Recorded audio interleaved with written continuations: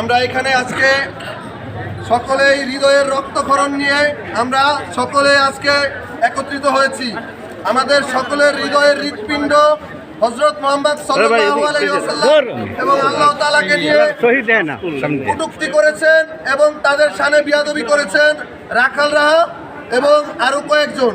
আমরা বলতে চাই আজকে এই রাজবাড়ী থেকে পুরো বাংলাদেশ সহ প্রতিটা জায়গায় আমরা ছড়িয়ে দিতে চাই যে আল্লাহ এবং আল্লাহর রসুলকে নিয়ে যদি কোনো শাতিম এর পরবর্তীতে যদি কখনো কোনো সময় তার শানে বিয়াদবিমূলক আচরণ করার সাহস রাখে তাহলে এটা আইন করে সাংবিধানিকভাবে তাদের একমাত্র শাস্তি মৃত্যুদণ্ড করার জন্য সবাই একত্রিত হয়েছি। আমরা সবাই বলতে চাই বাংলার জমিনে কোনো শাতিমের ঠাঁই হবে না। শাতিমের একমাত্র শাস্তি সেটা হবে মৃত্যুদণ্ড, সেটা প্রকাশ্যে কার্যকর করতে হবে। আমরা বাংলাদেশের সর্বোচ্চ আইনের কাছে, আইনের আমানতদার যারা আছে তাদের কাছে আমরা একটা বার্তা পৌঁছে দিতে চাই, আপনারা যদি দ্রুত আইন সংশোধন না করেন, শাতিমের বিচার একমাত্র মৃত্যুদণ্ড কার্যকর না করেন, আমরা তৌহিদি জনতা আবারও আমাদের আইন হাতে তুলে নিতে বাধ্য হব। কোরআন এবং আল্লাহর রসুলের আদর্শ অনুযায়ী বাংলার জমিনে যদি আপনারা কার্যক্রম চালু না করেন তাহলে তৌহিদি জনতা আবারও মাঠে নামবে, আবারও রক্ত দেবে ইনশাআল্লাহ। বিভিন্ন সময় বিভিন্নভাবে এই বাংলার জমিনে 90% মুসলমান থাকার পরেও বিভিন্ন বেয়াদবরা তারা কোন মদতে, কোন সাহসে, কোন ক্ষমতা বলে মাঝে মধ্যেই আল্লাহ এবং তার রসুলকে নিয়ে কটূক্তি করে।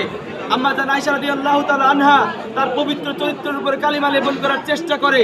আমরা বারবার রাস্তায় নামার পরেও, আমরা আইনকে শ্রদ্ধা জানানোর পরেও বাংলাদেশের সংবিধানে আজ অবধি কোনো সরকার এমন কোনো আইন পাশ করে নাই যে আইনের মাধ্যমে এই তাদের উদ্ধত্তমূলক আচরণ, তাদের আল্লাহ এবং তার রসুলের সামনে বেয়াদবিকে বন্ধ করার জন্য কোনো কার্যকরী বিচার ব্যবস্থাকে আজ পর্যন্ত প্রণয়ন করা হয় নাই। আমরা বারবার দেখেছি এই বাংলার জমিনে অন্যান্য ধর্মাবলম্বীদের সাথে আমাদের সম্পৃক্ত থাকার পরেও বারবার কিছু নাস্তিক ব্লগার সহ কিছু মানুষেরা, কিছু জানোয়ারেরা আল্লাহ এবং তার রসুলের বিরুদ্ধে কথা বলে। আমরা বারবার বিচার চাওয়ার পরেও সাংবিধানিকভাবে আজ পর্যন্ত আমরা কোনো দৃষ্টান্তমূলক বিচার দেখতে পাই নাই। সেই দরুন আমরা দেখেছি রাখাল রাহা আবার ফেসবুকে এসে আল্লাহ এবং তার রসুলকে নিয়ে কটূক্তি করেছে, কিন্তু বাংলাদেশ সরকার এখন পর্যন্ত তার বিরুদ্ধে দৃষ্টান্তমূলক কোনো আইনগত ব্যবস্থা নেয় নাই। আর যদি এমনই চলতে থাকে আমরা এই মঞ্চ থেকে ঘোষণা দিতে চাই যে বাংলার জমিনে এই তিতুমির এবং শাহজালালের জমিনে কোনো শাতিমের রসুলের কল্লা থাকবে না, আমরা নিতে বাধ্য হব। এবং আমরা এখানে এসেছি সর্বোচ্চ জজ আদালতে রাজবাড়ী জেলার, আমরা তার বিরুদ্ধে এখানে একটা মামলা দায়ের করব এবং আমরা চাই আইনগতভাবে তার জন্য সর্বোচ্চ শাস্তি প্রদান করা হয়।